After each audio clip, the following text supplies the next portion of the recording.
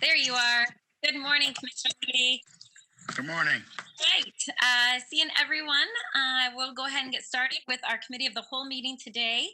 Commissioners, I have a couple proclamations to start us off today before we get to our action items. We then have 4 action items and update and briefing from our city manager and our COVID recovery team. So we're going to go ahead and get started this morning with our first proclamation of the day. And this is a proclamation related to Imagine a Day Without Water Day. So many of you who've been around this table are probably familiar with this effort. So I'm going to go ahead and read this, and then I'll introduce Mr. Wayne Jernberg from our water system to say a few words with us this morning. So this proclamation reads, whereas the infrastructure that brings water to and from homes and businesses is essential to the quality of life and economic vitality of our city. Whereas the infrastructure is critical in protecting public health during the coronavirus pandemic. Whereas the City of Grand Rapids water system serves roughly 280,000 customers and maintains more than 1,260 miles of water distribution within 137 square miles. Whereas the Lake Michigan filtration pumps over 13 billion gallons of water to its customers annually. Whereas the water system recognizes that water is essential to the quality of life and economic competitiveness, and it acknowledges the importance of educating the public about the value of water through the Imagine a Day Without Water campaign, which is held on October 21st, 2020. Whereas an Imagine a Day Without Water, we recognize that the students that participated in the Imagine a Day Without Water writing contest. And whereas the Grand Rapids water system is dedicated to investing in safe and reliable water and wastewater infrastructure. Now, therefore, I, Rosalind Bliss, Mayor of the City of Grand Rapids, do hereby join elected officials, water utilities, community leaders, educators, and businesses from across the country to raise awareness about the value of water on this Imagine a Day Without Water Day. So with that, I'll turn to Mr. Wayne Jernberg. And before I do, I know I speak for everyone around this table and everyone here in the executive office, how much we appreciate you and your department and everyone who works so hard at our wastewater treatment facility plant, as well as our water treatment plant. So Wayne, you want to say a few words? Thank you, Mayor. Thank you, Commissioners.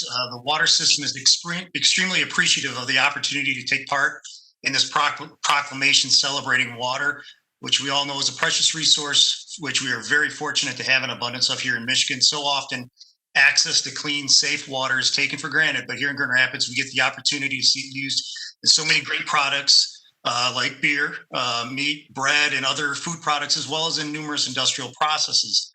However, this year, the access to clean, safe water has taken on an entire new meaning with the COVID virus. The virus has forced us to focus on ensuring all have access to water and sanitary services to ensure proper hygiene. Unfortunately, it takes situations like COVID to help the general public sometimes understand the importance of our water and our wastewater systems. Often our systems are out of sight and and underground, which therefore they're not seen and can be easily taken for granted. So for the past month, the youth in Grand Rapids and the Grand Rapids area have been working on what water means to them and what a world without clean water would be to them.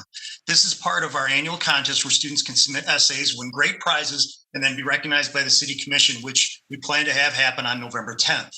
So on October 21st, 2020, we ask you to consider what your day would be like without access to water. How would it impact your day getting ready for work? How would it affect your morning rituals, such as that morning cup of coffee or making breakfast for your loved ones?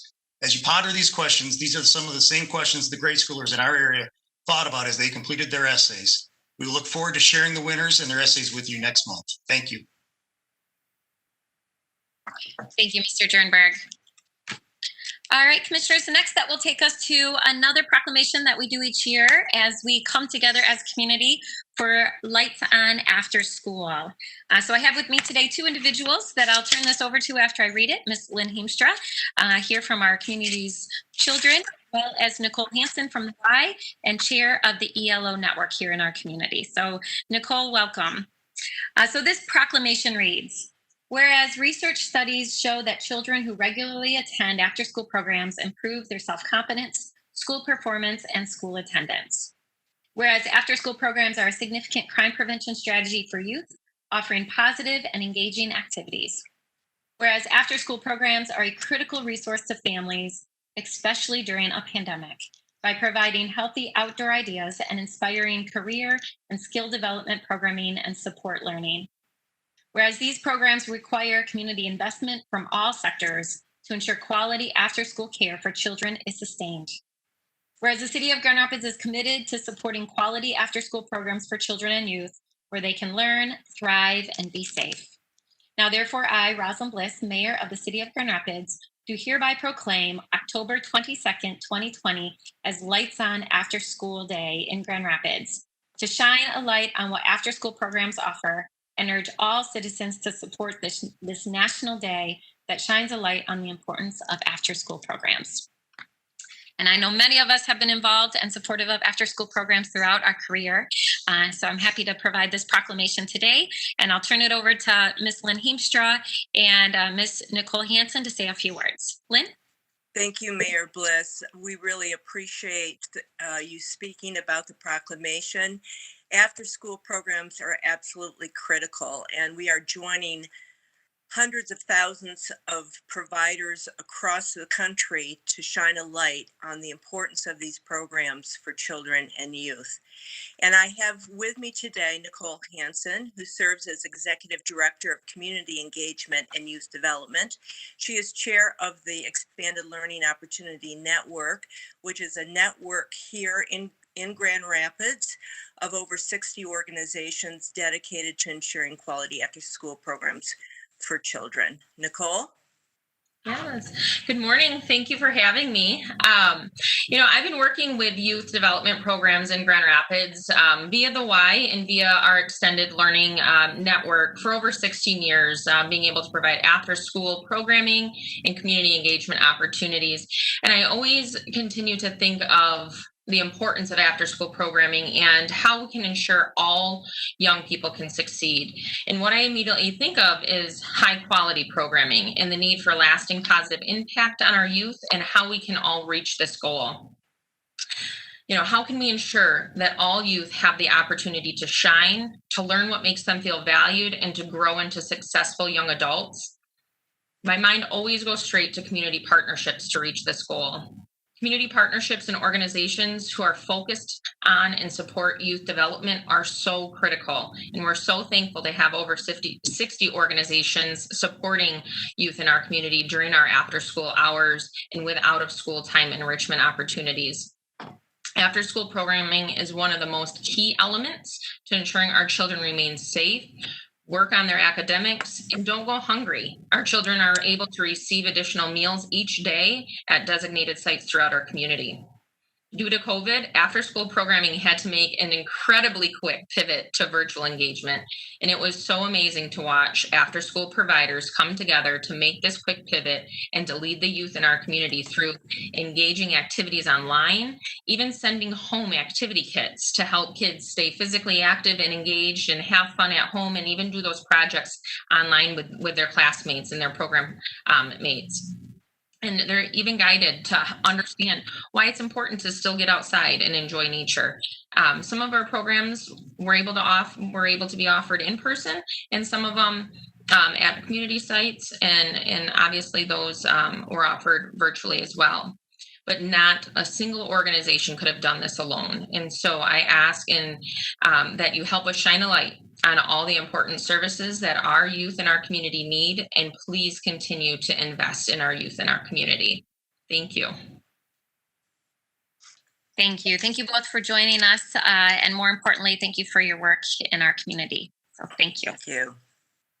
All right, commissioners, that will take us to our action items today, and I'll get started with our third item on our agenda, and this is a resolution approving the commemorative designation of Monroe Center from Division Avenue to Monroe Avenue as Breonna Taylor Way.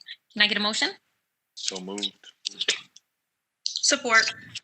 All right, moved and supported. All right, commissioners, we have talked about this at length. We had a really robust public hearing where we heard input and feedback from the community. I see our city engineer, Mr. Berkman, is with us. I'll turn to him to see if he wants to add any details or information, and then I'll open it up for comments. Mr. Berkman? All right, thank you, Mayor. Good morning, Commissioners. And yeah, just to recap the public hearing that was held at your last meeting, considering this request, which came to us from the nonprofit organization Justice for Black Lives, asking that Monroe Center between Monroe Avenue and Division Avenue be commemoratively designated as Breonna Taylor Way. Just a reminder, as with all commemorative designations, in this case, Monroe Center would remain the official street name for mailing and other purposes, and as a result, the Monroe Center signs would remain in place. But if approved, the signs marked Breonna Taylor Way would be placed under those to be of a different color and designated to reflect it as the commemorative designation. As I told you last meeting, 9 other commemorative designations already exist throughout the city. All property owners that are located along Monroe Center were notified of the hearing and had the opportunity to express comment. We did have 43 callers participate in the hearing.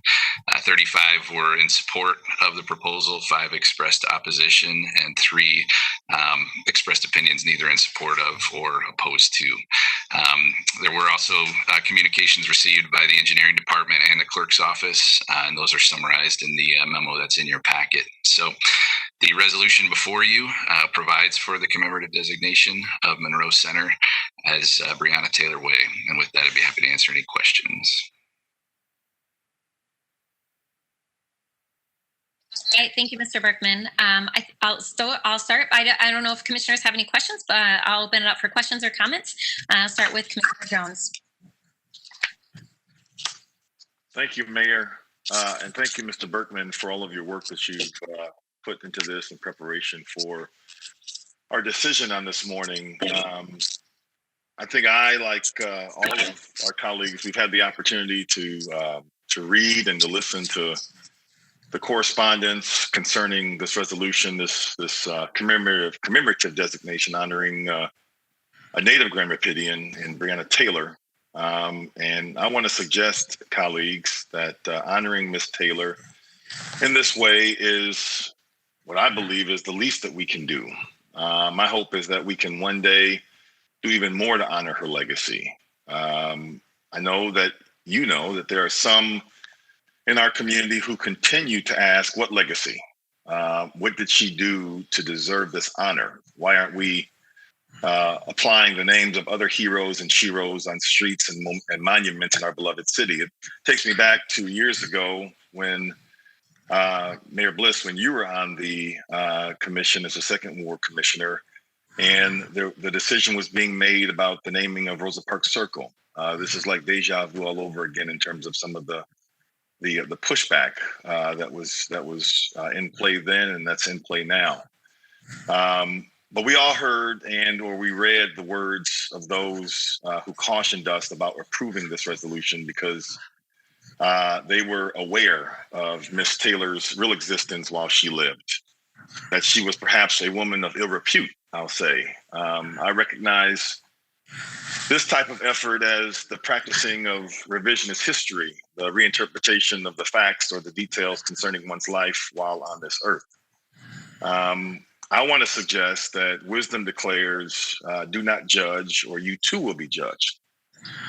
For in the same way you judge others, you will be judged, and with the measure you use, it will be measured to you. Why do you look at the speck of sawdust in your brother's eye and pay no attention to the plank in your own eye? How can you say to your brother, let me take the speck out of your eye, when all the time there's a plank in your own eye? You hypocrite, first take the plank out of your own eye, and then you will see clearly to remove the speck from your brother's eye. I want to suggest, colleagues, that the judgment placed upon the life of Breonna Taylor by some in our beloved city, as well as many others throughout the country, has the potential to cause all of us to be blind. Blind from the planks of judgment that continue to protrude from our eyes. I don't know about you, but I want to see. I don't want anything to stand in the way of me being able to see and recognize the value of each and every one in our beloved city. I believe honoring Miss Taylor in this way speaks to the value of her life. It is the least that we can do because her life mattered. Even though it was taken, it was snatched away way too early, her life mattered. I think we're at a time, we're at a season right now in our community where we have to make very conscious decisions in terms of expressing the need for change in our city. My hope is that we continue down the path of doing all that we can to present those who have been historically marginalized in our beloved city as an asset and not a liability. I think historically that has been the case for the African American and Latinx communities in our beloved city and as well as throughout this country, is we have been seen as liabilities and not assets. Well, I want to suggest that we bring value, that diversity, equity, and inclusion brings value, and that it is not a liability. And I want to suggest that honoring Ms. Taylor in this way, although it is a small and sentimental effort, does speak volumes about our desire to be something different and to move in a direction that recognizes the value of those in our community, those heroes and sheroes who quite honestly have left this earth, but deserve to be remembered. So I will be wholeheartedly supporting this resolution on this morning, and I'm hopeful that you all will join in that as well. Thank you, Mayor. Thank you, Commissioner. Well said. Others who want to make comments or have questions? Commissioner Moody? Thank you, Madam Mayor. I don't necessarily have a comment, but I'd like to read a statement, if that would be okay. Yes, sir. Yep. On making this decision, it was one of the most important decisions that I felt has come across the City Commission since I've been on. What's most important to me in making my decision is that I respect the work of the organizations who have put forth their hard work and due diligence. I also did my own due diligence as well, and having conversations with a family member and also with individuals within our community, especially the African American community. Mrs. Taylor's death was a very tragic and unnecessary event which took place in our country. The circumstances of the officers and the offenses in which they have caused has caused Mrs. Taylor's name to become a nationwide household name. As she was once a former resident of Metro Grand Rapids, I believe that this will be a pivotal point for the changes we need to make in our city. I would hope that we could do something much better and bigger than just putting her name on a commemorative plaque on the street. I would have preferred for her face to be on a building or a law put in place that would go nationwide. But this is the beginning of change.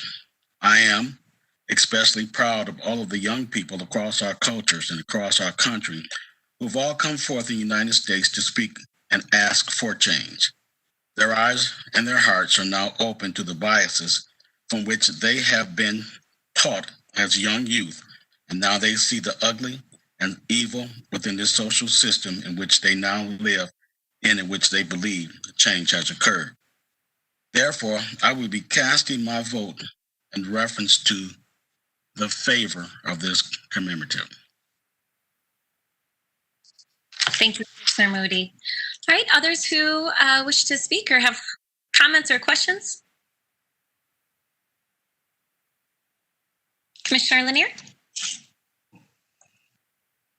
Thank you, Mayor. I would just like to quickly say thank you, City Manager Tim and team, for putting forth the work, and Asante, I think, as well, for putting forth the work and energy into having conversations with Ms. Taylor's family regarding this commemorative sign. And thank you to the organization who put the energy into getting petitions signed and advocating on behalf of Ms. Taylor. I think both of my colleagues, Commissioners Jones and Moody, have referenced the historic nature of the commemorative sign for Breonna Taylor, and that it isn't enough. And I think that it's an opportunity, though, for the city of Grand Rapids to express its concern about Breonna Taylor's death, and to be able to come alongside the community to say that we support your efforts. I believe that, and we are already seeing where there are a number of communities who are evaluating their no-knock warrant policies and making changes to it. Gratefully, the city of Grand Rapids did not have a no-knock warrant policy on the books currently, and so that was something that we did not need to modify. But I do believe that there are other areas in which the city of Grand Rapids can change as we look at community and police relations. And I think Chief Payne, as well as the city manager, are actively engaging the community so that we can be the change that I think we all want to see. So thank you for this work, this effort, and I look forward to walking down Breonna Taylor Way in the near future. Thank you, Commissioner. Commissioner Repert? Yeah, thank you, Mayor. I think that this literally is a signpost of where we're heading as a city, and a signpost that says that in this city, Black lives will matter, and in this city, we will leave no stone unturned to evaluate our policies and procedures, whether that's in our police department or any department, that are not valuing Black life. And so I think that this is, while a first step, while a small step, while not all the steps that we may need to take to commemorate and honor Ms. Taylor's life, I think it is literally a signpost of where we're heading as a city, and I'm in full support of sending that message loud and clear. Thank you, Commissioner. Commissioner Asasi? Thank you, Mayor. I would echo and support the comments by my colleagues.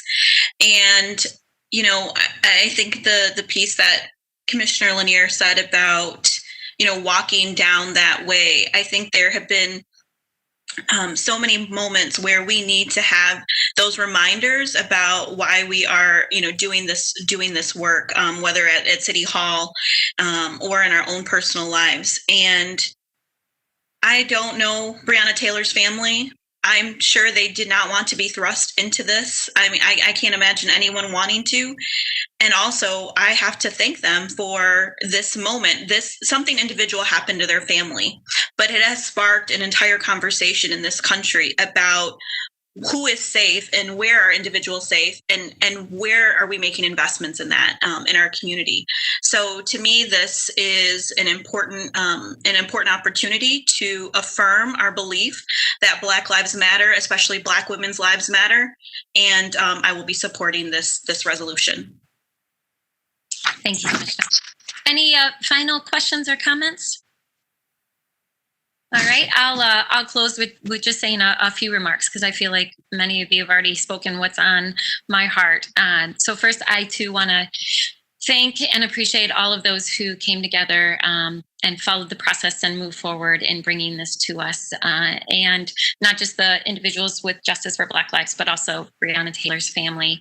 I know I speak for all of us as we continue to hold them in our hearts as they continue to mourn and grieve. I share, as I said, many of the comments that have already been made this morning. And, I see this as one action among many that we know we need to continue to take as we work to dismantle systemic racism. And this is one step forward in the hard work that we know that lies ahead as we work in partnership with community and with our department as we look to transform policing, reform policing, to make sure that there are not disparate outcomes. So I too add my support to this, and I will look forward to joining all of you as we walk down Breonna Taylor Way. So with that, I'll turn to our city clerk to call the question. Commissioner Moody. Yes. Commissioner Sassi. Yes. Commissioner Repart. Yes. Commissioner Lanier. Aye. Commissioner Jones. Yes. Commissioner O'Connor. Yes. Mayor Bliss. Yes, it carries. Thank you. And again, thank you to Mr. Berkman for walking us through this process. Okay, next that will take us to a resolution to call a special commission meeting to be held on October 30th at 9 a.m. And this will be for a commission retreat and gathering. Can I get a motion? So moved. Support. All right, moved and supported. City Manager, you want to make any comments about this item? I know you're working hard to organize it. Yeah, Mayor, the staff is looking forward to the conversations we'll have to discuss our fiscal performance, financial position, as well as emerging topics and issues during our planning retreat as we talk about prioritization for fiscal year 22, as well as any mid-year adjustments that we may need to make for fiscal year 21. So we look forward to spending time with all of you on the 30th. Hopefully you will approve it. All right. Thank you, City Manager. And I know we're still working out the details as things continue to be in flux with the current pandemic. So we will keep you all abreast of the details. Commissioner Lanier? Before I agree, how many hours are we talking again? Commissioner Lanier, we're planning, I think 9 to 1. I need to confirm that. But with the lunch breaks throughout the day, we'll have a speaker. We may even have snacks that you can make at home the night before. So we'll make it very, very light. The staff just spent on Friday about 6 hours. We went from 8 to about 2:30, and we had speakers, and we did it all virtual, and there was over 100 people, and I was very impressed. It's probably one of the best staff retreats that I've had. I thought it would be extremely challenging, but we've gotten to the point where we really know how to work the technology, and so if we're still able to safely meet virtually on the 30th, we will plan it for that, and if not, then we'll certainly have alternative preparations for that day. But hopefully we'll keep it where it won't be so burdensome for everyone to attend. Thank you. Great. Thank you. Good question. I was wondering that as well. All right. Any other questions? And then I'll call for the vote. All right. City Clerk, you want to call the vote? Commissioner Isasi, Yes. Commissioner Repart, Yes. Commissioner Lanier, Aye. Commissioner Jones, Yes. Commissioner O'Connor, Yes. Commissioner Moody, Yes. Mayor Bliss. Yes, it carries. All right, commissioners, this next one actually makes me smile because I am looking forward to 2021 and saying goodbye to 2020. This is a resolution to adopt the 2021 City Commission and Public Safety meeting schedules. Can I get a motion? So moved. Support. All right, moved and supported. I know City Clerk and City Manager worked on this and tried their best to avoid elections and holidays and things of that nature. City Manager, City Clerk, anything to add? Yeah, sorry, go ahead, City Manager. No, go right ahead, City Clerk. So just a couple highlights in there, just reminders. In May, we have back-to-back meetings because of budget. And then in November, we have back-to-back meetings to get us around the potential election and Thanksgiving. And then in December, we'll have back-to-backs to avoid the end of the month holidays, the way that the holidays fall at the end of the weeks towards the end of the month. And we'll try to be deliberate in on those weeks where we have back-to-back meetings to keep at least the second one light if possible, depending on what's happening. Great. Thank you. Thank you both. All right, commissioners, any questions or comments? All right. City Clerk, you want to call the question? Commissioner Repart, Yes. Commissioner Lanier, Aye. Commissioner Jones, Yes. Commissioner O'Connor, Yes. Commissioner Moody, Yes. Commissioner Isasi, Yes. Mayor Bliss. Yes, it carries. All right, next that will take us to a resolution setting election inspector pay to include $100 hazard pay for the upcoming November 3rd general election. Can I get a motion? Move. Support. All right, moved and supported. City Clerk, you want to tell us about this? I know we've been talking about it at length, and this has been a priority for you. Yeah, so we received a grant from the Center for Tech and Civic Life. The fiscal committee approved the budget adjustment today, but part of the city charter says that the city commission sets the sets the rates for election workers, and this wasn't when we set the rates last month. So this is just an addition. So this will be covered by a no match grant from that organization. Great, thank you. And I know, City Clerk, you're going to add some additional updates about the upcoming election during our briefing that's coming up right after this. This is just one small part of the work that you've been doing. So it looks like Commissioner Lanier has a question. Yes, just a quick one. I know, City Clerk, that this is just for the election workers. Has there been any conversation with the polling locations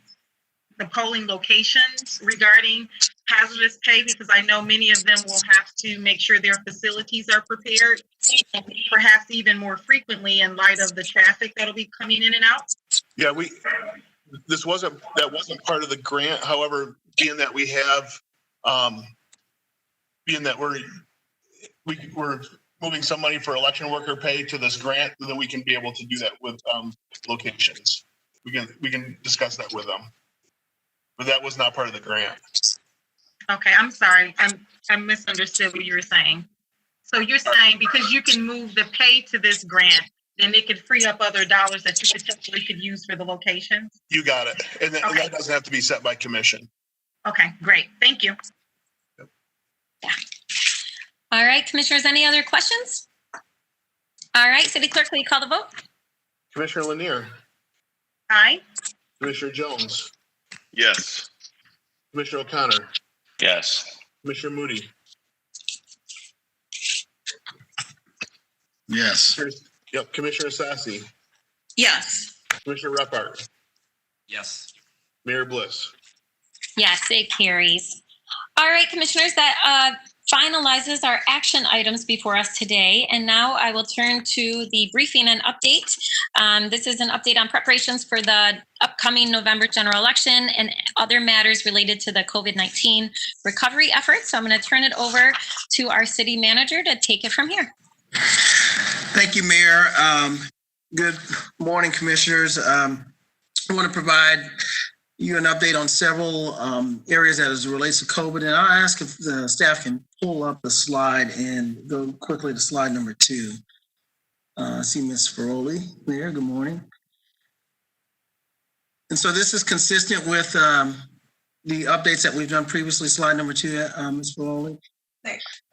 On areas of that are impacted by COVID, and I would like you to think about it in 3 primary areas. So there's been a lot of discussion last week and it continues this week about the recent Supreme Court ruling and its impact on the governor's executive orders. And so we want to talk about our interpretation of that and how we will be adjusting to that moving forward, as well as continue the conversations around election safety, voter suppression, and the procedural things that the staff has been doing, particularly the clerk's office and working with community members. And the last is really a conglomerate of issues that relate to economic recovery and resiliency. And so we've talked previously in briefings about some of the recovery allocations and funding that we were using locally. We did not get the lion's share of federal or state funding in our community, but we had a plan ever since the adoption of our budget, and we've been moving along that pathway, and the staff's been working very diligently with scoping work, putting out RFPs, and we'll report a little bit about that, as well as there's been recent developments, not only at the state level around the executive order, but the county, the Board of Commissioners has also been discussing their allocations, and they have reserved some funding that would have a local impact on crime prevention and enforcement here in Grand Rapids. And as you are aware, we've had a recent uptick in crime, particularly violent crime, and we want to talk about where the county is in their deliberations and the potential impact and decisions that we would have to make locally for the city of Grand Rapids.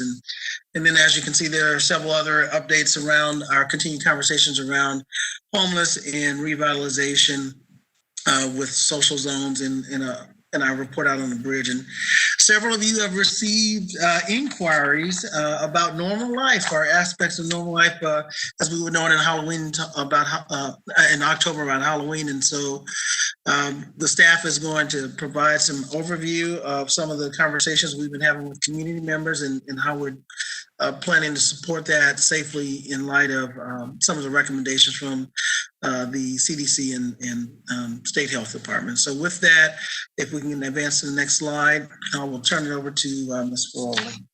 We'll be hearing from a variety of staff members during the presentation today. Thank you, City Manager. Thank you.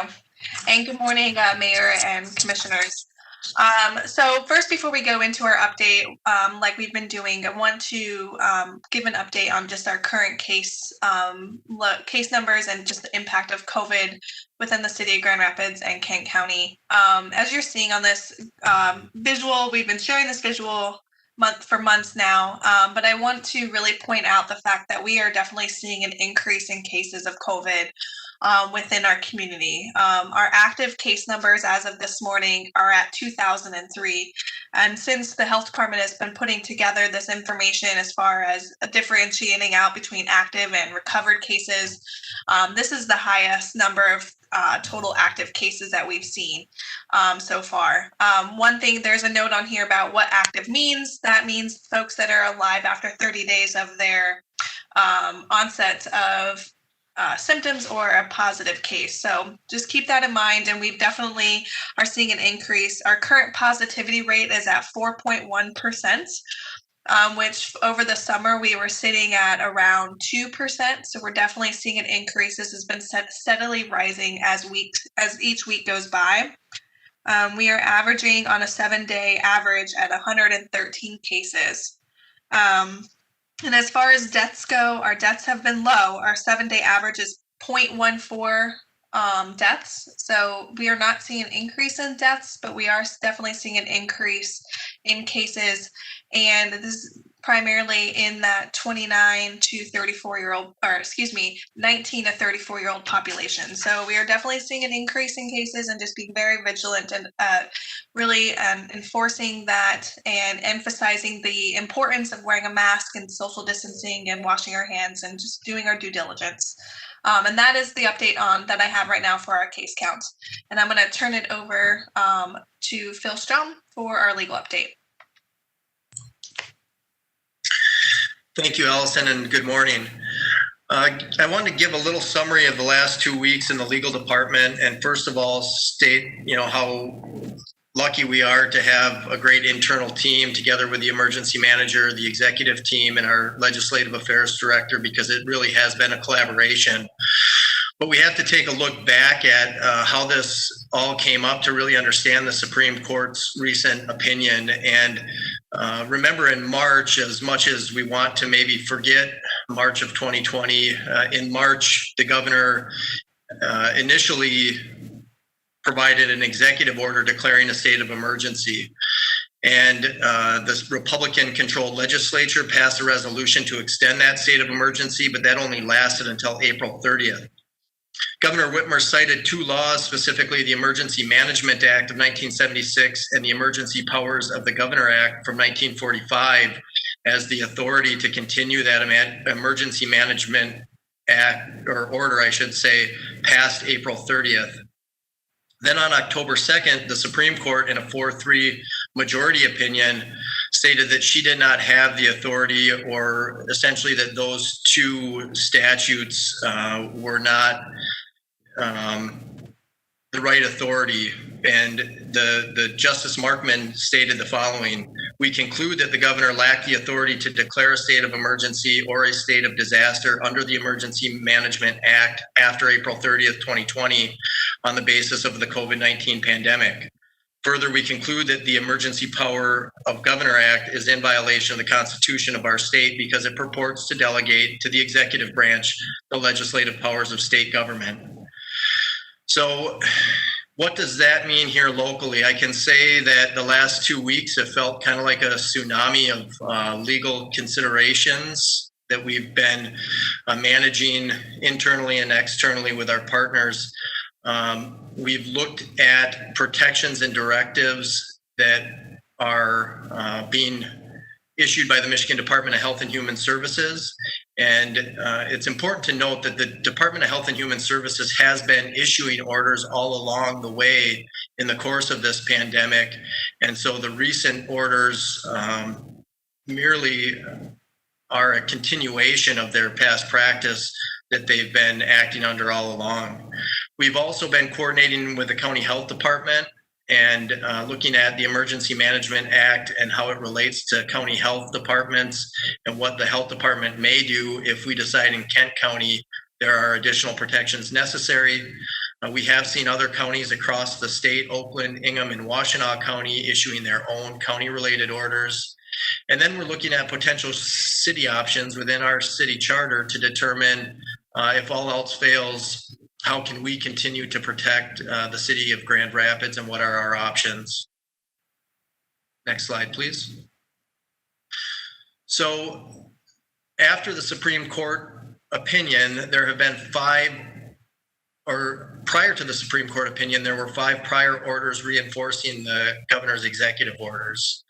Since the Supreme Court opinion, there are new MDHHS orders that essentially prohibit certain gatherings and require masks. And we'll talk about those specific orders in the next slide. There's a really nice infographic that I think does a nice job to summarize what the Department of Health orders do.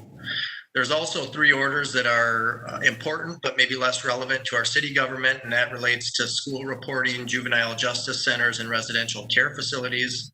And we're keeping an eye on any additional orders that might be related to public health and safety that come out of the Michigan Department of Health and Human Services.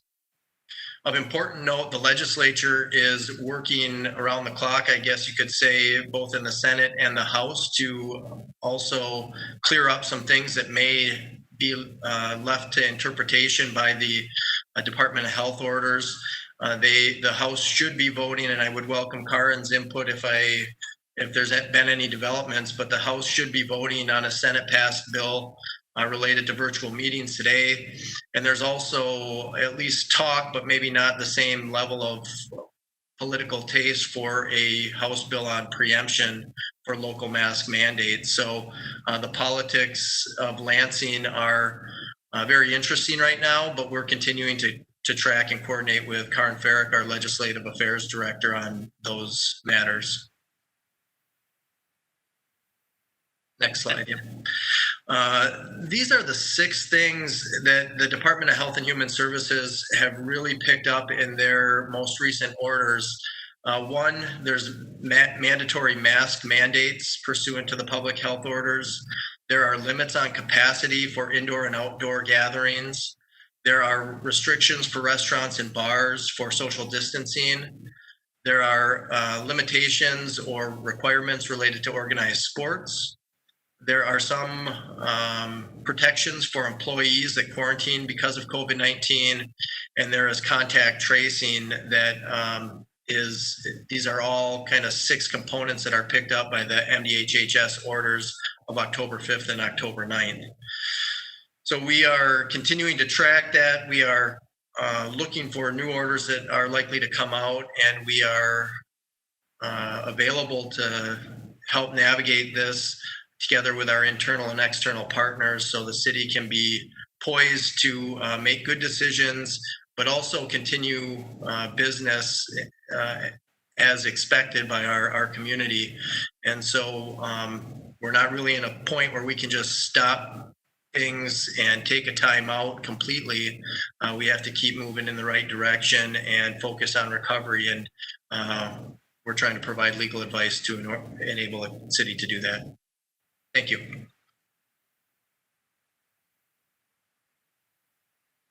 So we're sitting about 3 weeks from, well, we are sitting 3 weeks from Election Day 2020. So as of this morning, we've mailed out 53,586 ballots, and we have received 23,386 ballots back. That's a 44% return, which is kind of a normal percentage that we would have about this time of year. So we're asking voters if they have their ballots, if they haven't done, get them back to us sooner than later so we can get them received in and get them prepared for counting. 147. We're up to 147,522 registered voters. So 36% of the electors were mailed a ballot. To give you a sense of how that is an increase in the amount of voters we have in the city of Grand Rapids, between the growth of the city over the last 4 years and the change in law of automatic registrations and more voter registration drives and the like, we've gone from approximately 137,000 voters in 2016 to 147,000. So a net gain of 10,000 voters in the city of Grand Rapids. Senate Bill 757 was signed into law to allow pre-processing of absentee ballots the day before the election. So I've done all the notices and postings that need to be done. The Election Commission met yesterday to assign our absentee counting board members as pre-processing board members, so they can start at 10 o'clock on the day before the election of doing everything except tabulating the ballots. Ballots can still not be tabulated until election morning starting at 7 a.m. I participated with dwelling place staff last Thursday at a couple of dwelling place residences over at 330 Commerce and 21 Weston. Some people brought their absentee ballots. They drop them off there. We handed out absentee ballots. Some voters voted them right there. And then on Sunday, our continuing partnership with Proactive, we had a Souls to the Polls event at New Hope Missionary Baptist Church from noon to 5 on Sunday afternoon. It was a great, fun event. We had about 70 plus people came through, just drove through the parking lot. One of the parking lots dropped off their voted ballot. And then we had about 80 plus people came in to vote absentee. We got some voter registrations as well. Proactive, there was a booth for census. Proactive had folks there. And then we also had some radio shows broadcasting from there too. So we did some great radio interviews. Channel 13 stopped by, Michigan Public Radio stopped by. So a great day for getting out information to voters. We have another upcoming absentee registration event at City Hall on Sunday, October 25, another Proactive partnership event for another Souls to the Polls, but that'll be at City Hall on Sunday, October 25 from noon to 5 at City Hall. And the clerk's office is open 5 to 7 every Tuesday and Thursday in October. And then, so City Hall office, and then our Election Central office, which is on the second floor at 201 Market Southwest, kind of at the junction of Market and 196. That's on the second floor. Next slide. So that's kind of the absentees, what we're doing with that. Election day in precinct voting.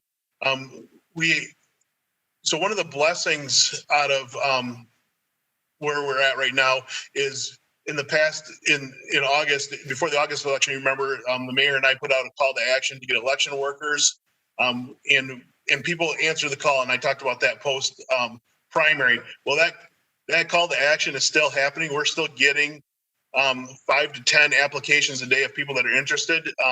We've assigned 7 to 9 election workers at each precinct. You just approved $100 hazard pay for every worker. We'll have over 75 workers at the absentee and the pre-processing board. So we've been very blessed to have people step up to work. Some of our seasoned veterans of elections aren't able to work because of the pandemic, and so we're seeing a lot of younger workers step up. So thank you to them.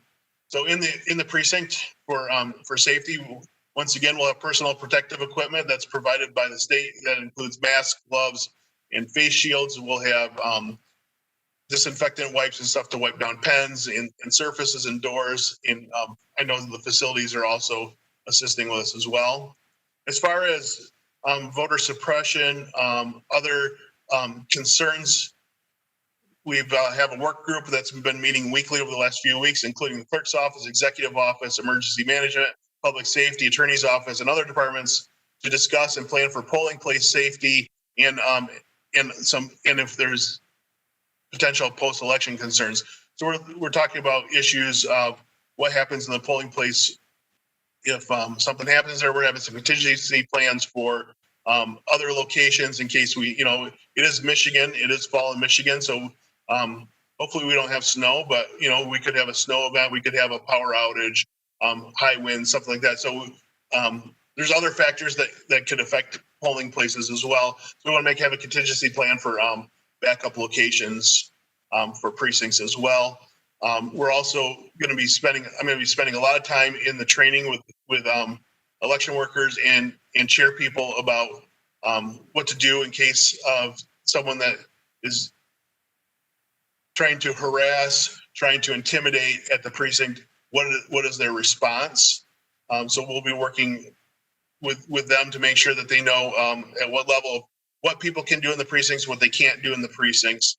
And then we're also waiting for, the Attorney General said she was going to be giving out some guidance to local law enforcement about about carrying of weapons. So we look back to 2018 rules that state, and maybe Ms. Hitchcock can weigh in if I don't have this quite correct, but they will, the 2018, the Supreme Court ruled that schools and certain exceptions for open carry can still preclude people from open carrying.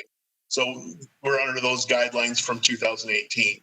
So, but we're still waiting for the Attorney General. She said she was going to be giving out guidance to local law enforcement about weapons and the like inside precincts.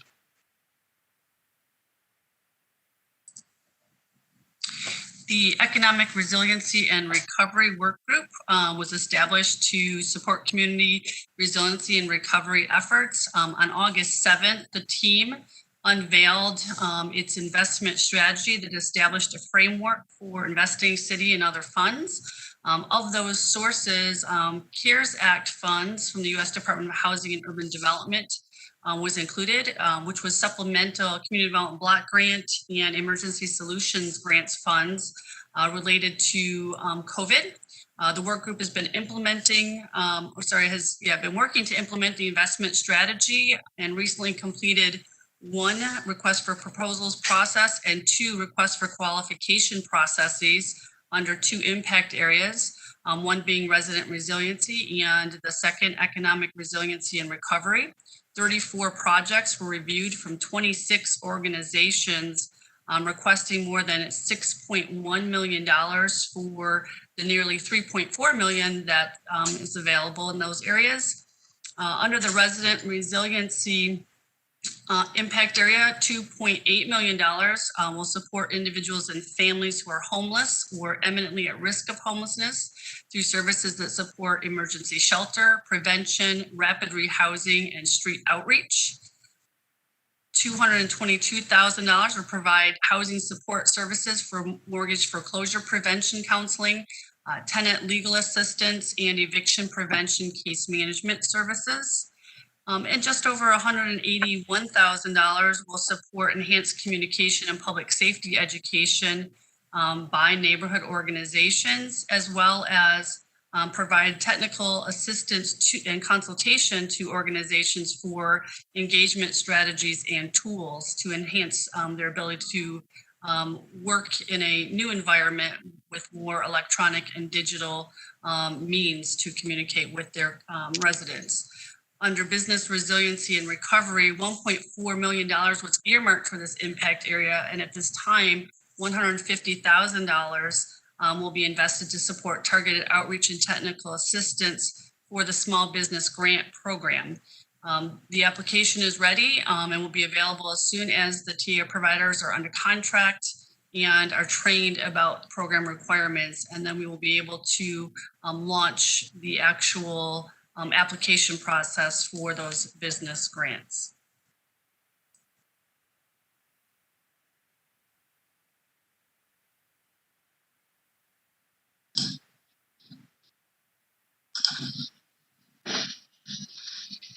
Good morning, Commissioners. This morning, our CFO, Ms. Claren, presented a resolution accepting a grant award totaling almost $6.5 million from Kent County CARES funding. The Board of Commissioners made available $15 million, the county's CARES funding, to local units. $10 million was distributed proportionally to each municipality based on the number of COVID-19 cases, and the remaining $5 million was based upon population. So combining those two formulas, the city of Grand Rapids was allocated $6,486,000. These proceeds need to be spent by November 15th. This is a county deadline that has been established by them to allow for the possibility of any unspent proceeds to be returned to the county and reallocated. The actual federal deadline for spending is December 30th. Because there is such a short timeline involved with this funding, it is the CFO's recommendation that this amount be allocated towards public safety expenses that were incurred this past May and June that are not yet covered by any other relief funding sources. This is allowable use of the CARES funds. Effectively, this allows the proceeds to be placed into fund balance, and from that point, we can either leave it there to counter the impacts of the pandemic or to appropriate specific budget amendments as determined by the city manager's office and the city's economic resiliency and recovery team. The status of this, as well as the city's other relief efforts, will be discussed at the October 30th workshop. Thank you. Good morning. As you may recall from the recent review of the police department's strategic plan, one of our innovation strategies was to revisit the effectiveness of gunshot detection technology, something we strongly considered about 4 years ago. An unexpected recommendation from the Kent County Board of Commissioners COVID Relief Subcommittee has placed some urgency on this violence reduction strategy earlier than expected. Last week, they set aside $500,000 for the city of Grand Rapids for gunshot detection technology. The urgency is created by an end-of-the-year deadline for expenditure of the funds, as was just recently mentioned. The full County Board of Commissioners is expected to review this recommendation at their next week's meeting. As a quick review, ShotSpotter is a series of sensors positioned within a defined area that detect gunfire sounds, initiate an expert review by an external center that confirms the sounds were gunfire. Once confirmed, they pinpoint the location of that gunfire within 8 feet and notify the police in the field within 45 to 60 seconds. It should come as no surprise why this technology is once again taking center stage in Grand Rapids. Our gun violence is at an unprecedented level. Our willful killing with a gun is up 166%. Aggravated assault with a gun is up 42%. Weapon firing offenses are up 215%, while shots fired complaints are up 110%. This last statistic is likely low, as ShotSpotter national research illustrates that only 20% of shots fired incidents are even reported to the police. Next slide, please. If we were to proceed, the coverage area would be determined based on gunfire data and would likely include 3 to 4 square miles and a 2 to 3 year service contract. These discussions will be ongoing as we work our way through this proposal. The police department plans to develop a community engagement plan and would follow the process for approval of the city's surveillance policy. Unfortunately, though, time is of the essence due to the December 30 deadline, and we will have to move very quickly if the commission ultimately is in support of this technology. Next slide. In addition to the $500,000 recommended allocation for the gunshot detection technology, the Kent County Board of Commissioners has allocated another $500,000 of CARES funding for youth violence and/or crime prevention programs. The city is looking at this as a possibility to fund an evidence-based violence reduction strategy such as Cure Violence. Thank you. The homelessness work group is the newest team to be established within our emergency operations center structure, and we've been working on a number of issues in the community. As you may recall, the homeless outreach team was launched at the height of the pandemic and the stay-home orders, and at that time, community street outreach workers were not out in the community, and the HOT team was doing significant work in terms of outreach and education related to safety issues and the pandemic. The team has been working as of late to refine its roles and align its work with community partners for far into the future. They've established and the the HOT team has established and the work group has affirmed their mission, which is to preserve health and safety and improve outcomes for homeless persons in our community. And they've narrowed their focus to 3 goals: to provide timely response to concerns and complaints, to improve public health and safety outcomes, and to partner with community stakeholders in service delivery. The partnership with Network 180 began on October 5th. And through this partnership, a social worker and recovery coach is embedded in the HOT team when they're out in the community. And in the first week, 17 face-to-face check-ins occurred, allowing individuals to discuss mental health status and current recovery management and access to services. In partnership with community builders and Arbor Circle, we will be launching a rehousing effort for unsheltered persons and youth on Monroe Center and in other targeted locations. We've been engaged in a facilitated discussion with community street outreach agencies, and we're in the home stretch of that process and are making great strides in further aligning our work and identifying approaches to more effectively address issues and impact outcomes. And finally, we're working to get our interim homeless coordinator out into the community and working on issues beyond that of the HOT team work. Thank you. City staff are continuing to partner with some of our key local organizations, including Downtown Grand Rapids Incorporated, on winter activation of social zones. We know there's considerable interest in this topic on the part of the business community. So we did perform an on-site review, including representatives from multiple city departments and partners of our existing zones in late September. You, as the City Commission, approved a resolution on September 29th at your last meeting that defined the path for approval of temporary heating devices and temporary shelters.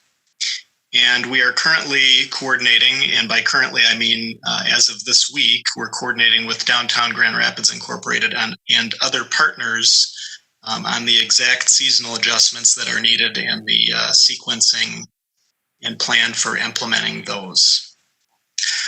Since the last City Commission meeting, we have received one preliminary inquiry about a social district on private property. And as a reminder, a social district is the shared alcohol consumption area that was authorized by state law this summer. The idea here is that a commons area, including non-alcohol businesses such as retailers, could be established within a shopping mall or center, both indoor and outdoor areas. And this would be a refreshment area similar to what's been established downtown. Keep in mind that such a mall or center must contain at least 2 qualified business establishments. Doing this would require City Commission action similar to what you did in July. A resolution to establish a district on private property, and then subsequent to that, individual recommendations to approve the individual business social district permits. One additional item that would be required of the property owner would be a memorandum of understanding between them and the city to make sure that they fulfill the city's obligations under the enabling legislation. And I do want to note the city's ongoing involvement likely would be less under this concept than for the existing zones and districts in the right-of-way. And that is because we would have a property owner assuming responsibility for all of those requirements. The bridge, which was a partnership between Experience Grand Rapids Chamber, Downtown Grand Rapids Incorporated, and the City of Grand Rapids, was created to offer a community a safe and responsible way to reactivate around a common purpose and also boost the local economy. 61 events and activations, which totaled 79 actual event occurrences, occurred over the 37 days of the bridge. And all of those events and activities fit within the 4 pillars of the bridge, being art, culture, music, and community. 37 event organizers participated in organizing official The Bridge events. And of that 37 organizers, 48% were organizers of color or in minority groups. 40% of the events were cultural festivals or activities featuring people of color and minority groups. And about half the events took place in the DDA boundaries.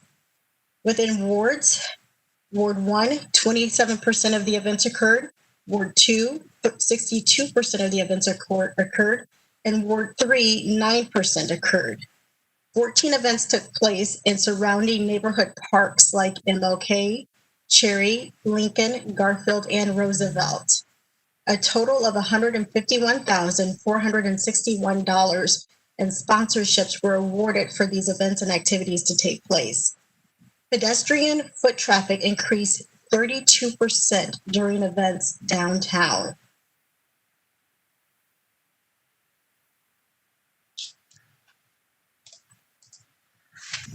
Okay, so with a lot of discussion in regards to Halloween and with COVID, the State Department of Health and Human Services put out a list of recommendations for Halloween trick-or-treating and celebrations.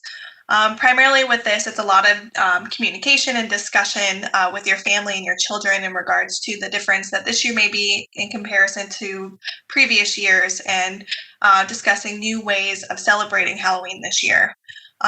They emphasize that we talk to our children and our family members about the safety and social distancing guidelines and expectations in regards to COVID. For example, making sure that we stay 6 feet distance away from others.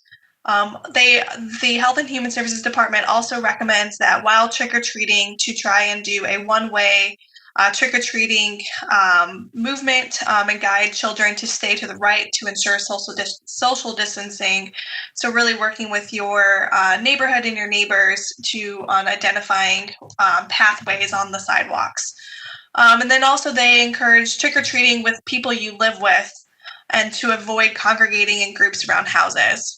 Of course, they recommend wearing a face mask covering both your mouth and your nose, and they want to emphasize the fact that a costume mask is not a substitute for a cloth mask, but to be vigilant in regards to if you do have a costume mask and you are wearing a normal face mask underneath that, just to make sure that it does not cause difficulty breathing.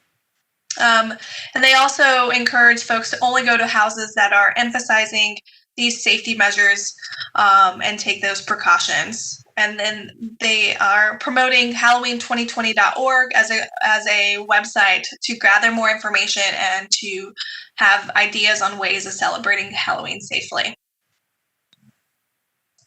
To continue with Halloween activities, the Midtown Neighborhood Association will be hosting a Midtown Neighborhood Pumpkin Carving and Decorating Contest. That is taking place now through October 27th.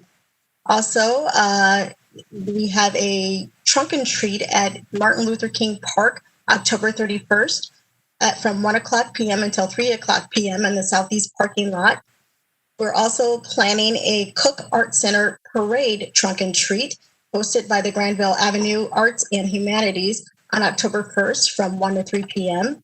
And Cherry Park, being hosted by the East Hills Neighborhood Council, is planning a contactless candy slide October 31st from 5 p.m. to 8 p.m. or during the Halloween trick-or-treating hours.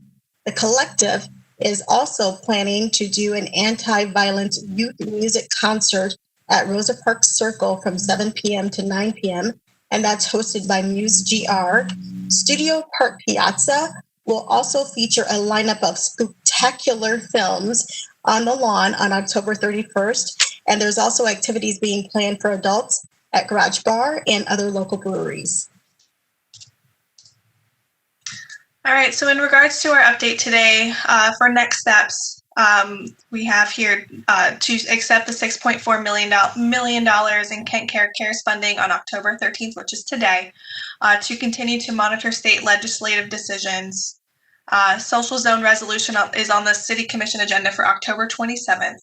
And then finally, to continue our policy discussion around the implementation of crime prevention technology. And that's our update today. right, thank you, Mayor. We will entertain any questions the commission may have. A lot of these will be continued to be discussed at our commission retreat on the 30th. Thank you, City Manager. Let me see I'll start with questions and I'll see who else has some questions and comments. So my first question, and this is related to data, I'm wondering if on slide 11, where it talks about the crime stats, can we get actual numbers on those? I don't necessarily know what increase in 42% actually equates to. So I'm wondering if we can get like actual numbers. If I recall at one of our recent updates, I heard that we were at year to date for 54 or 55%. I just want to make sure that all of us are really clear on what the actual numbers are and not necessarily percentages. So, deputy that. Thank you, Mayor. What we'll do is get both clarification from what from our performance management office, what was reported. I believe when the chief talked about his strategic plan, and relative to, I think they recategorized some of the shooting activity to come up with these statistics, and so that may be the reason why the data may seem a little bit different than what was reported previously. So I'll let Chief Kittle or Chief Payne respond, and then Ms. Sutter to come and clarify how that differs from what was previously reported. Yeah, so what was previously reported was all of gun crime. So what we pulled out here is really all of just gunfire. And technically, there could be a few in there that are not in the aggravated assault title that is not actual gunfire, because an actual threatening with a gun would fall into there. But those are going to be few compared to the actual shootings that we've had. We can certainly get you the numbers. That's very easy. That's where crime statistics get complicated as to what categories you're actually looking at. So we try to keep it just to gunfire because that would relate specifically to gunfire detection. Thank you.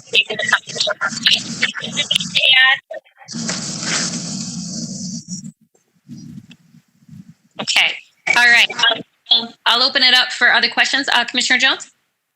Thank you, Mayor, and thank you for that thorough presentation, City Manager, from you and staff. I have a question regarding the potential support from the county and CARES Act funding, specifically for ShotSpotter. Just want to make sure I'm hearing correctly that they are looking to invest for this initial year, but it sounds like the plan would be for ShotSpotter to be in place for multiple years. And if that's the case, who would be expected to pay for ShotSpotter for the years beyond the CARES Act funding? So, I'll ask Chief Kittle to come on, but my understanding is their investment of $500,000 would cover at least the first 2 years of a 3-year agreement. So the third year would be at least the $140,000, and that is where the city would have to budget for that cost 3 years out. So the challenge, though, it's interesting. We've gotten several interpretations on the utilization of the funding. We've been told there are some funds that they would like to see spent by November 15th, others by the end of the year. Our interpretation was we just had to, in some instances, when we've gotten direct allocation, we just have to encumber contract with someone, and we'd have multiple years to fulfill that commitment. But with the ShotSpotter technology, I'm told that we would have to have both contract as well as capital investment in place. And these are preliminary conversations, and perhaps Chief Kittle could opine on that. But to answer your initial question, it would cover the first 2 years, and the city would have to budget for the third year, $140,000. So the devil is in the details, as always. And because this just came up at the end of last week, we're still working on those details. That actual amount of $500,000 could potentially cover the whole investment, depending on how many square miles we go with and how many year contract we go with. And ShotSpotter is kind of working on a proposal right now to figure out what that might look like. But as the city manager said, initially, when you look at their general costs numbers for ShotSpotter. If we were to go with 3 square miles, we could potentially be in the area of $600,000. So the city may have to cover some of that near the end of that contract. And because again, our intent was always to be very collaborative with community, and as we implement any new technology, whether it's ShotSpotter or other alternative choice was, I believe, was using more aerial support and working through neighborhoods and community with that. And I know that there are certain residents who express concerns about surveillance technology, but then we also have now, with the recent uptick in violence, other communities or neighborhoods who are supportive of it.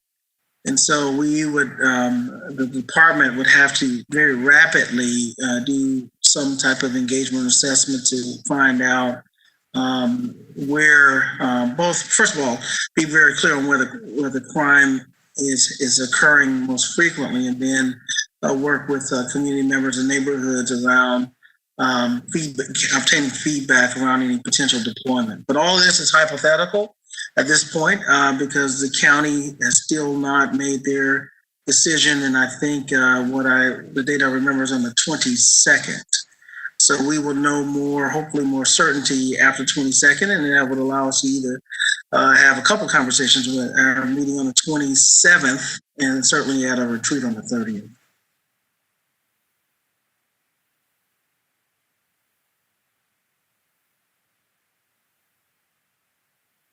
Okay, thank you. Other questions or comments? Commissioner Moody? Thank you, Madam Mayor. Thank all of you for your report. I want to go back to the COVID-19 report that Mrs. Allison, can't pronounce her last name correctly. Is it Foles? Ferroli. Mrs. Ferroli gave. What I didn't see on there was the number that was given. I think she mentioned 113. Was that 113 cases for the city of Grand Rapids, or is that for Kent County? I think the report that I was given some time ago for last week was that Kent County had 737 new cases, and that each case was from last week, Saturday, from the 1st, I think it was, up to this very present day. Is those county cases or city cases?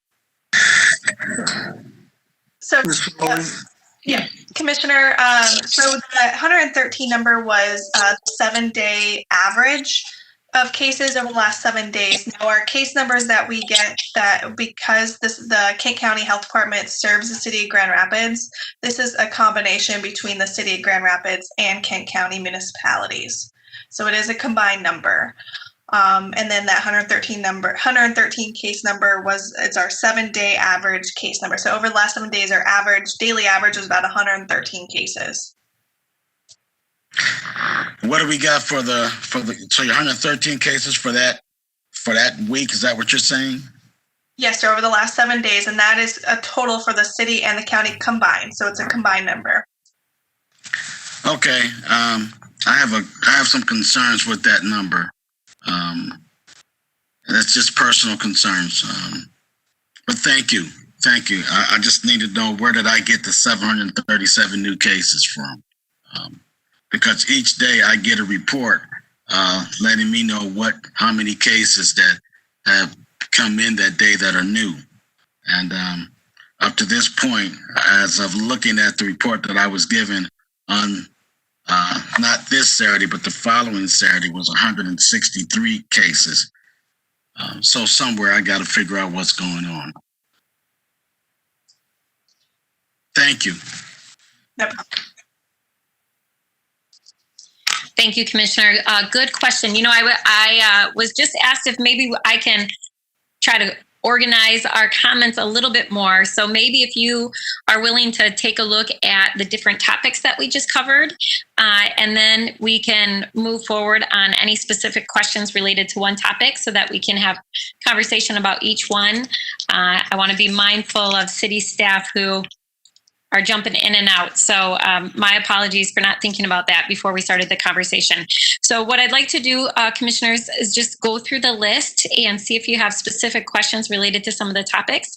And then those city staff can come on and answer those questions. So in looking at some of the items we just covered, does anyone have any specific questions related to the Supreme Court ruling or executive orders? So anything for our city attorney's office about that? Commissioner Lanier?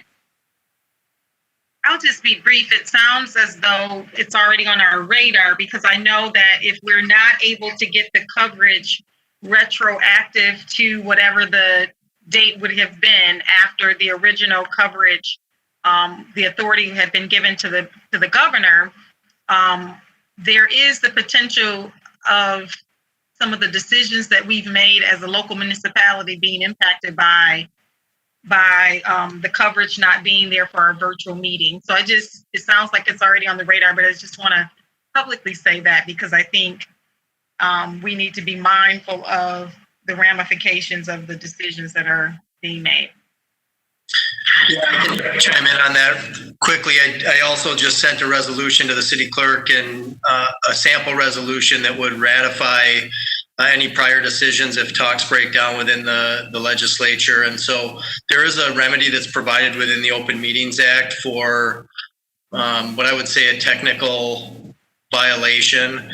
And so we have a safety net in that avenue as well. That's good to hear. And Commissioner, if I might also add, not that it's comforting, but the fact that it has such statewide impact that every city, village, and township would be in the same situation of undoing months of local decisions. And so I hope that there would be a speedy resolution towards this effort statewide. Thank you, City Manager. Any other questions, Commissioners, about the Supreme Court ruling or any of the executive orders? One thing that I've tried to communicate pretty clearly to the community is that the MDHHS public health orders are still in effect, the ones that have come out. And so I know all of us have continued to encourage folks to follow those, especially wearing masks. We know that that does prevent the spread of COVID. So I'll just say that publicly so that we encourage and remind everyone in our community to continue to do that. Commissioner Asasi? I was just going to bring up the the Michigan Department of Health and Human Services. I think a number of the employers I've been working with have been pointing to that as they have been dealing things, individually in their organizations. Obviously, I think we've seen some of our local businesses very preemptively say, we are going to do this in our organization to protect their employees. So, I think we've seen some of that action as well over the last week. So thanks. Yeah. Thank you. Excellent point. Any other specific questions about the Supreme Court ruling or executive orders? Commissioner Lanier? Mayor, not about that, but I don't have the presentation. So as you're going through this, if you could have whoever has the presentation on the screen, so that maybe perhaps that can help with identifying where to go back to if we need to reference something. Yeah, great. Thank you. Yes, Joel, can you do that? And I know Asante did email us that as well. So hopefully all of you have a copy of it now, but it was just sent in the last hour. So sorry about that. Sorry, provided it before the meeting today. So if no other questions about the Supreme Court rulings, the next item we talked about, it was related to the upcoming election. And so wondering if you have any questions for our city clerk related to the election, some of the plans that are in place, any of the current processes. I know he's been working hard, not just with community, but also a number of city staff to make sure that we are well prepared to ensure a safe and secure election on November 3rd. So Commissioner, any questions for our city clerk? So can someone pull up slide 7, please? Thank you, City Manager. Commissioner Asasi. Thank you, Mayor. I appreciate this update, and I think I've gotten a lot of questions about what are we doing, how are we going to be prepared. So I appreciate the comments about any concerns that could come up in polling places. and just letting people know that it's safe to go if that's what they choose to do. One of my questions was just specifically more around some detail around that contingency for polling places. I don't have any school age children, but I know GRPS is now starting to bring some kids back into the site, and knowing that some of the schools are locations. Do we know how many have the potential? All of the precincts that we have also serve another purpose, right? So I'm just wondering how many have the potential to perhaps be impacted by needing to close due to an outbreak in another purpose that they serve. A good majority of our precincts are obviously in GRPS, or in Grand Rapids Public School buildings. The school is not in session that day. I understand that. I'm just thinking about, I think that some are starting to come back into school. I don't know if they aren't, then correct me. But I'm thinking about, the day before, or, we're seeing places like Rockford. I think their high school complex is now shut down for 2 weeks because of an exposure. To Commissioner Lanier's point about sort of the extra precautions, if they do, do we have a protocol if there is an exposure in one of their buildings, so many days before election day, even though they're not in session that day? I'm just wondering, what is the potential contingency plan for those building environments? Sure. So I think as of right now, GRPS, I think they were looking at October 21. I haven't heard their plans since, because I think they have movements going there because because their central administration had to close down as well. So I'm not sure. I haven't heard GRPS's plans past October 21st, because they're all still in virtual. If anybody's heard anything different, please correct me. They'll be in session 4 days a week prior to the election. Okay, thank you. So looking at that, so we've located a couple backups, because looking more at the of something that happens on election day.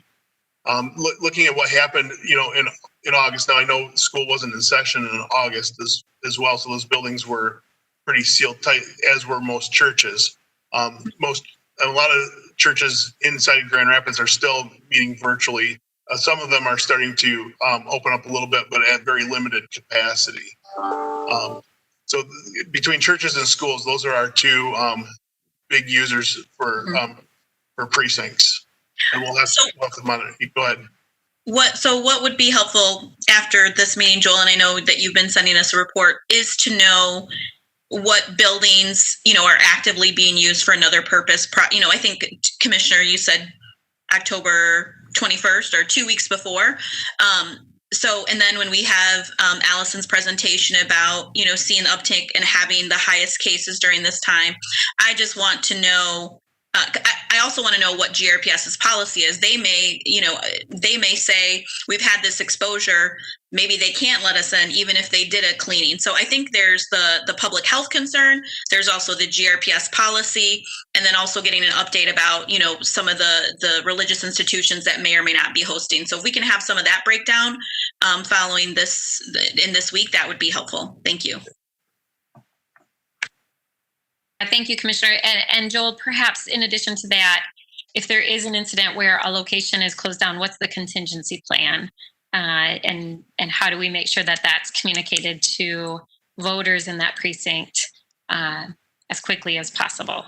So good question, Commissioner. Commissioners, any other questions for our city clerk related to elections? Commissioner Lanier? Yes, so thank you for the presentation, city clerk. I am also kind of curious about more detailed information surrounding the transition from more in-person voting to this absentee voting, and how the volunteers are being shifted and utilized, because we'll have so many more ballots that'll be absentee than in person. Certainly, we will likely have, and I think you said it best when you say the line will look longer because of social distancing. but that it's very likely that the lines won't be as long as a typical presidential because of how many people are choosing to do absentee voting. So if you could just talk a little bit about that, or if you're planning to send something about the contingency plans that Commissioner Isasi requested, if you could just include that in there, that would be great. I just think it's important for us to know that we're shifting a lot of our resources and volunteers. I personally don't believe that we can have too many volunteers, with so much work and so much opening, but I also know that, sometimes it could create chaos if you have too many bodies. So just even wanting to know a little bit about how things would be structured and which locations. And, we're hearing pieces at a time, but it would be great to kind of hear and see it in a comprehensive plan that's specific to voting. I think these updates that include so many other facets are good. But when I was making the request to have voting on the agenda every meeting, it really was to try and highlight what's happening with voting, because I think just like our ballot this year, it's just when it's overcrowded with a lot of information, it's easy to miss some of the really pertinent information that people will need that they don't realize that they need until the day of election. So in whatever way or fashion that we could graphically try to put things out so that people can see, maybe we use all of the social media pages that are attached to the city, whether they're the clerk's page or not, to try and communicate something to the broader audience, I think is going to be important. Sure. I appreciate that. Just so you know, for the AV Counting Board, normally in the past, we've had about 30 to 40 people that are counting or opening envelopes and the like. We're having 75 plus this time. So we have shifted the resources, but we haven't done it at the detriment of staffing up at the precincts as well. So we're still at high precinct levels from 7 to 9 because we want to make sure that we have workers that are not just doing the work of election work, but also monitoring the lines, making sure people are in the right places. I talked about how many more voters we have. So those are new voters to Grand Rapids. So they're going to these precincts for the first time. And also we've had to move some precincts because we can't use our retirement homes and the like. So we'll be putting notices, where of precincts we've used before, but we're not using this time. We also, there's a lot of information out there in Facebook and various other areas. So part of our communication with Well Design is a Facebook and Instagram ad. So if you've seen some messaging that looks like it's coming from City of Grand Rapids, a lot of that are paid ads. So we're doing our research to get out the correct information to cut through some of the chatter and noise. And I can continue to do media to get out information as well. So I had a couple of interviews with Channel 8 yesterday, 13 yesterday, Channel 17 this afternoon. Walking people, we did a great story with Channel 8. They're working on a piece that basically someone dropped their ballot in the drop box and they followed that ballot for my staff picking up the drop box where it comes at City Hall. So they're working on a story like that. So that information will be coming out. What does it look like? What is the path your ballot takes? So those are the things that, so we're getting a lot of good earned media out there too, working with our media partners. Great, thank you. Commissioner Isasi? You made me, thank you, Mayor. You made me think of something, Commissioner Lanier. So I think the information in the videos and those sorts of things are great. And then there's also, and we've kind of talked about this in some of the kind of communication layers. And then there's like the technical pieces of communication. I just want to say thank you to Daniel. He's answered so many of my questions of people reaching out to him. I know that we've had so many people who have applied to work on election day, which is wonderful. But to your point, that also is creating, bottlenecks of just trying to process all of those volunteers who want to come in. So if we can put something, maybe we can share something. I've just, let people know from Daniel, we are getting so many, and obviously all the other preparations that are being done, you can expect to hear back from us in a certain time frame or something like that. I had somebody who was certainly understanding and aware of that. I had somebody who wasn't so much. So I think that technical communication about some of the process, particularly on the volunteer side, would just be helpful. Got it. Thank you, commissioners. So we have this screen up, PowerPoint up, so I can't see everyone. Are there any other questions related to this topic, elections? Okay, I'm going to move along to see if I see anyone raising their hand. Okay, seeing none, I'm going to go ahead and go to the next topic. And this is the topic related to economic recovery and resiliency. So why don't we start with the economic recovery and resiliency work? So here, you can see it on the screen before us. This is the breakdown. Much of the money, the funds, I should say, going to housing security efforts and housing support services. Any questions about this item, commissioners? I know we received additional information from Eric DeLong related to this. Okay, Commissioner Lanier? Yes, Mayor, I sent Eric an email back, and if he has this morning, if he's responded, I have not seen that message yet, but it really was tied to the portions that were designated as third ward specific projects, and it's not on this slide that's on this screen now, but so Eric, whenever you get a chance to take a look at that. I know Commissioner Moody and I were not engaged at all in any conversations regarding the Third Ward Equity Fund. And with all of the advocacy that went into us making the request, that would have been welcomed. And we also had some ideas about how to engage the community about those dollars. So if, whenever you get a chance, if you could take a look at that email, that would be great. The other piece that I wanted to mention regarding these dollars is to I think it was $6 million that was allocated from the CARES Act funding from the county, and it was stated that those dollars would be allocated to fund public safety from unpaid expenses from the past, I think from earlier May to June, there it is. And so, I'm just curious that with $6 million, I've been trying to keep track of how we're spending these one-time dollars. And with us having so many residents in our city, it feels as though, and without them all being kind of in one document where you can see them at a glance, it appears or feels as though we have not allocated a lot of direct funding to address the needs of residents who reside within the city of Grand Rapids. I think we've done a really great job with offering business support and partnerships and creative ways to try and help businesses.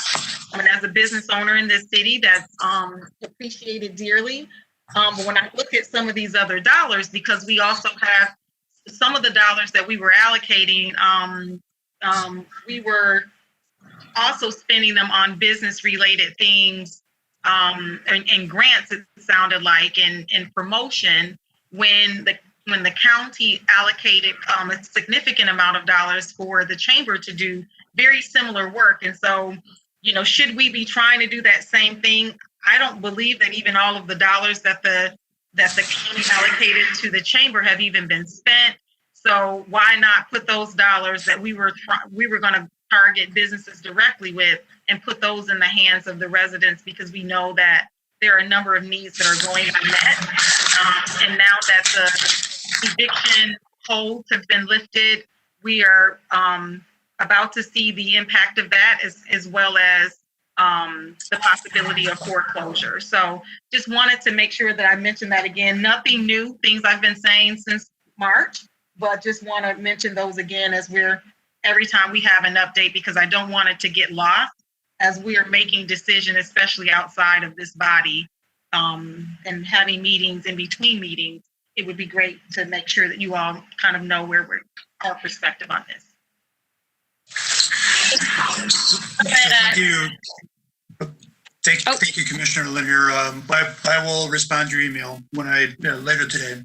So, and we have, the work group has been focused on filling gaps. And so when you look at the balance of money that's being made available for individuals throughout the community, it's really a significant amount from through the County CARES Act and other activities that are state-funded investments in direct aid to that will help residents directly.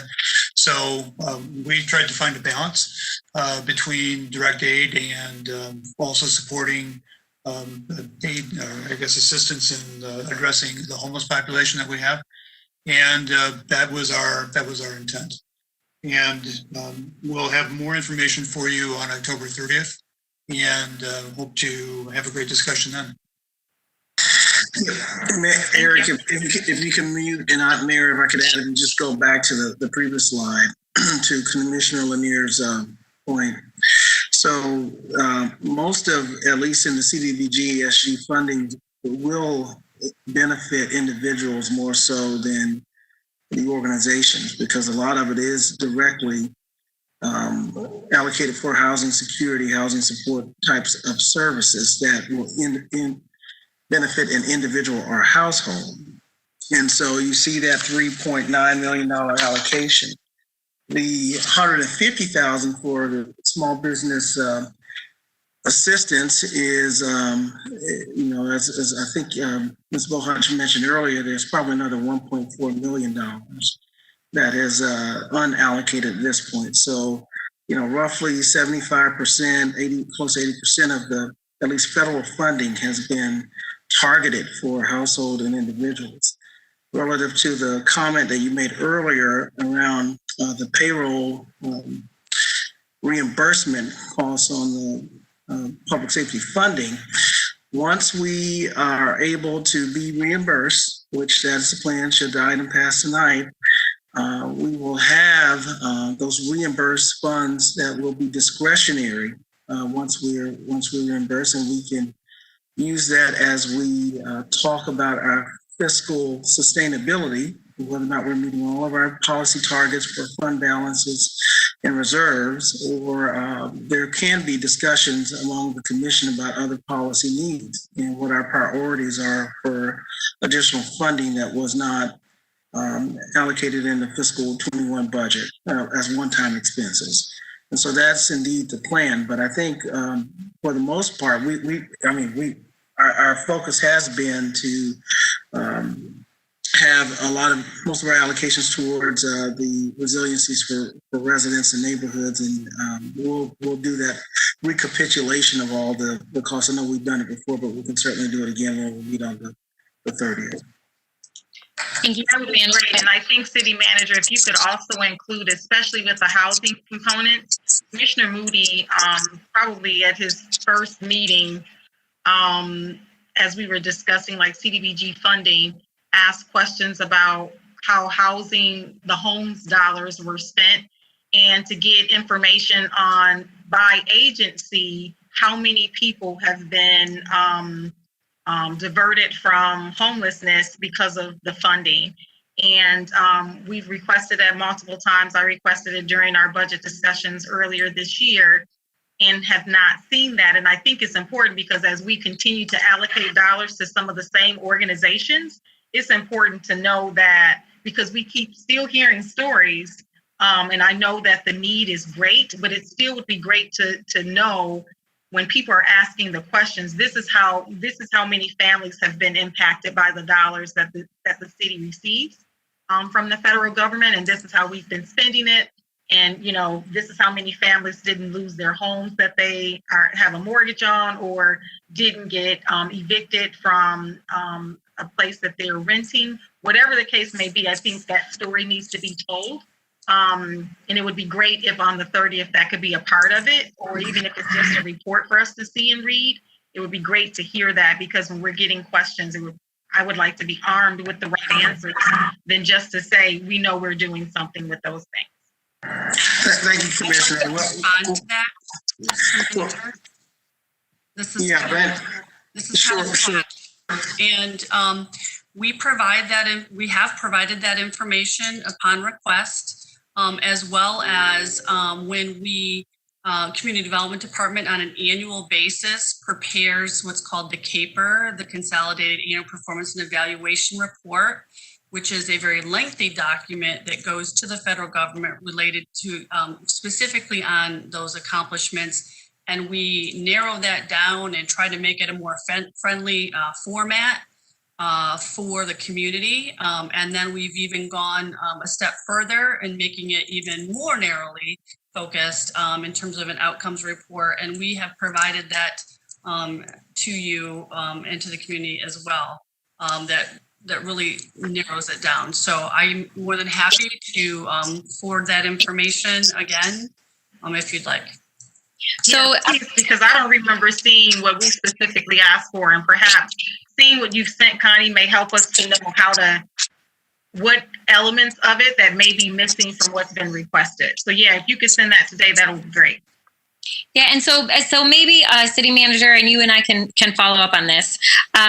I think what would be nice as we move into our planning session on the 30th is for us to have a big picture of all of the different work that's happening in our community around both responding to individuals who are experiencing homelessness and dollars that are being spent there, but also our efforts around preventing evictions, and then how we're utilizing these dollars to help people, particularly who are struggling because of the pandemic. So I don't know if the county will have this information by then. So the county has allocated well over $10 million to United Way to go directly to support families during the pandemic. I wonder if from the county we can get a breakdown of how much of that support supported individuals and families in the city of Grand Rapids. So I wonder if they have geographical data on that, or if we can get it from United Way. So maybe if we could have a picture of the county CARES dollars and how they spent it and how much of that was funneled to support individuals in our community, that would be helpful. And then also some of the dollars here around resilience, where those dollars are going to go, and the projection of how many families that they will be able to help. I know we made a policy change around property tax forgiveness. It would be nice to know how many families have benefited from that, as well as maybe some numbers and update from our eviction prevention work at the court. And so again, how can we pull maybe just a spreadsheet together that gives us a big picture view of all of the different efforts and the impact that they're having, in addition to our typical work around, home dollars and ESG dollars that are in the CAPER report. So I know city staff are working hard, but I do think it would be helpful for us to have that kind of big picture view as we look at really stable housing and helping people stay in housing during this pandemic. Yeah, Mayor, we'll do the best we can to provide that recapitulation. I just want everyone to be mindful that CAPER report was an annual report of work that was done over the year. What you're asking is for a picture of the work that is being done in emergency mode. I mean, as decisions are being made with county funding. So that data may not be as complete as the data that we have, knowing when we're actually giving our annual report as well as our proposed spending. So we'll do the best we can to try to present an aggregate view of that issue. Great, thank you. All right, Commissioners, any final questions related to this topic? So this is our economic recovery and resiliency work. If not, we'll go ahead and move on to potential CARES funding for crime prevention. So any questions related to this? Let me try to see if there are any questions. Commissioners, any questions related to this for our chief or Chief Kittle? All right, Commissioner Lanier. Yes, thanks so much for this presentation. I think Commissioner Jones asked the original question I had about ShotSpotter and the funding breakdown of ShotSpotter. I'm curious to know about drones, which I feel are less invasive. I would imagine that the county must have received a request from the city of Grand Rapids for them to allocate very specific funding for a very specific program. So just curious to know who made the request and what other elements for technology were they considering as this request was being made. I know that we had talked, city manager, you've talked about and the chief as well, talked about drones as a possibility. They are a fraction of the price.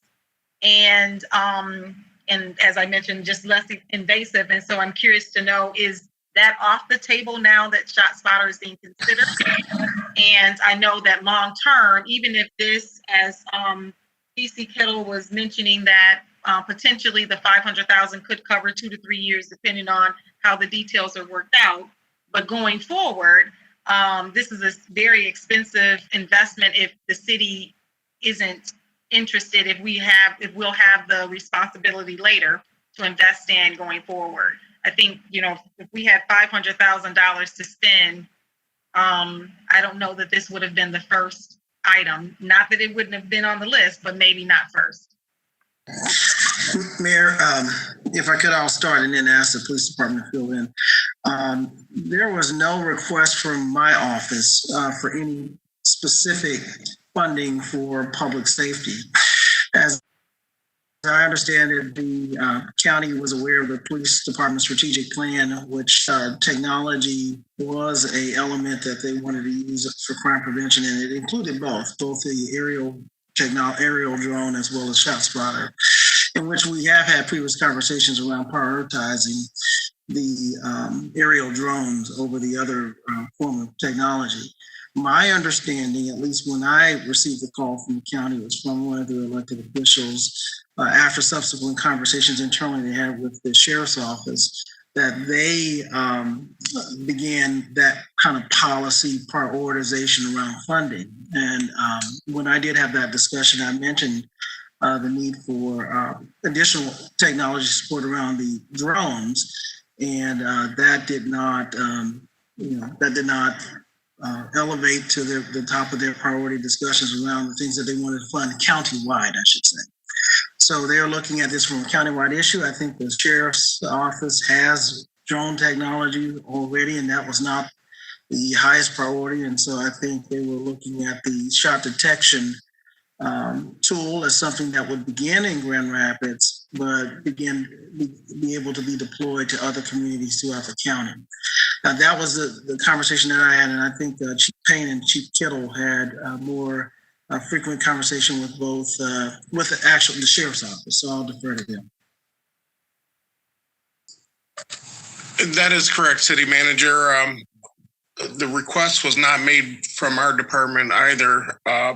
We were notified that the county commission had put this as a priority, and you're exactly right. There's discussions about whether or not the gunfire detection will be taken up by other municipalities. And I have not had that discussion with the other municipalities, but this is where they put the priority at, and they were aware of our strategic plan, and this is what where they decided to take the initial steps of providing funding to the city of Grand Rapids, along with the crime reduction strategy. I know there's been other conversations, but neither one of those were direct requests from our department, other than we were committed to attempting to finding funding for both.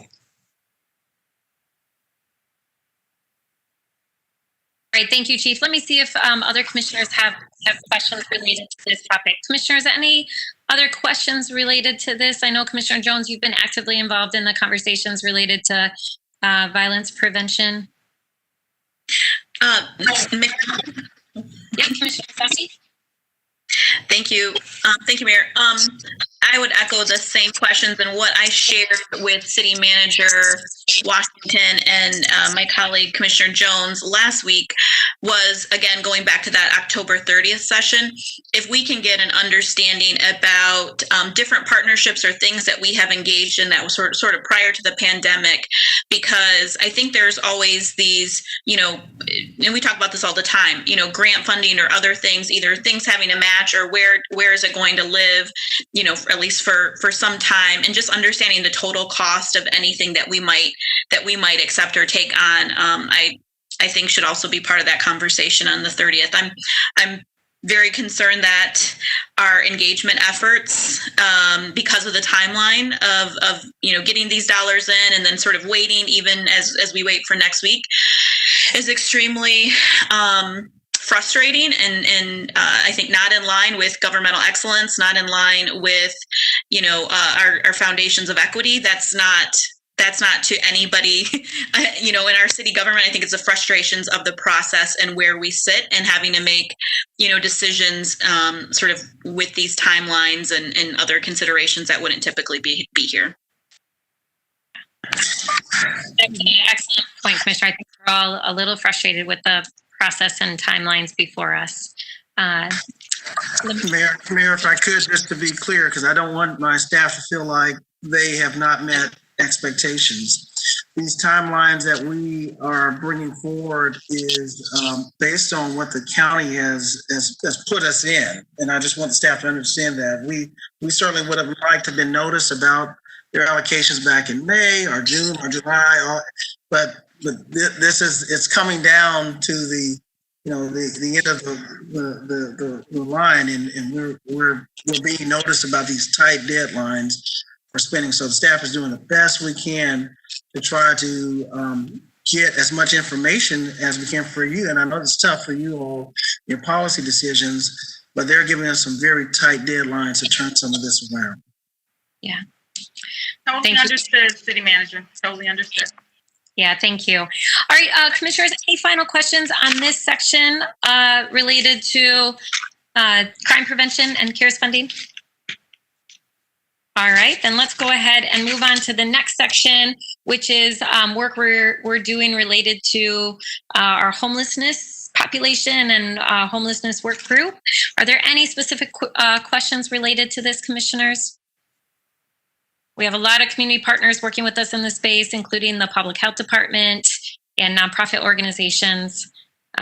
So any questions on this? Let me look to see. Commissioner Reppert? Yeah, thanks, Mayor. Just really quickly, when will the full-time homelessness coordinator position be posted is one question. And then the other question that I have around it is, will we get a kind of a summary report of the 6 meetings that are going to be hosted by WMCAT and public agencies so that we can get a sense of how those conversations happened? Thank you, Commissioner. Good questions. Yeah, on the first one on the staffing, I don't know the time frame on that. I'd have to defer to Ms. Bohach or Mr. Matthews. And I think they've been working with HR on that process. So we can get back with you all on that. But that is the intent, is to be delivered in our recruitment for the permanent position. And I also would ask Mr. Matthews or Ms. Bohach to respond to the facilitated conversation with WMCAT. Sure.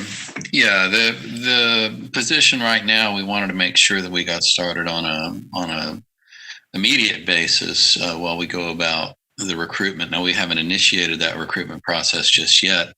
The facilitated discussions continued this week.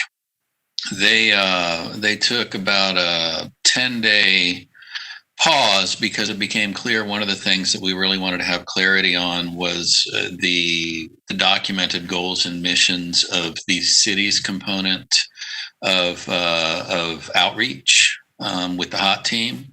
So they took a break, they went back, they developed a kind of a strategic plan, primary goals and objectives and measurables for that, which got shared with the group yesterday, and they should be finalizing their work actually tomorrow afternoon.